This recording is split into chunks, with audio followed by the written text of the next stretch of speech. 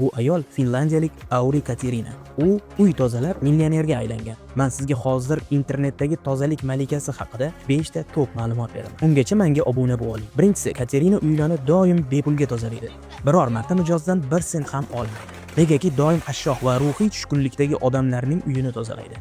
Bu uni internetda portlashiga sabab bo'lgan asosiy super kuchi. Ikkinchisi, u asosan eng og'ir darajadagi uylarni tozalaydi. Masalan, mana bu uy 3 yil qarovsiz qolib ketgan va polida uy hayvonining o'ligi ham topilgan. Uydagi axlatlar esa tizza qadar yetgan. Mana shu videosi tarmoqlarda umumiy 300 milliondan oshiq prosmotr olgan. Uchinchisi, bu ayol idish yuvish vositalari reklamasi va internetdagi monetizatsiyalardan millionlab daromad topadi. To'rtinchisi, Aurini shaxsiy brendi ortidan butun internet yaxshi ko'radi. Hattoki Finlandiya mustaqilligi kunida uni prezident saroyidagi tadbirga maxsus mehmon sifatida taklif qilishgan. Beshinchisi, u insonlarning eng nozik nuqtalaridan biri. Psixologiyasiga ta'sir o'tkazadigan do и после, ya'ni oldin va hozir janridagi videolarni joylagani bois o'zi ham bundan meditatsiya oladi. U shunchaki uy tozalab ham brend qurish mumkinligini isbotlagan ayol. Xo'sh, siz shunaqa noodatiy yo'nalishda chotki natijalarga erishgan qaysi blogerni bilasiz?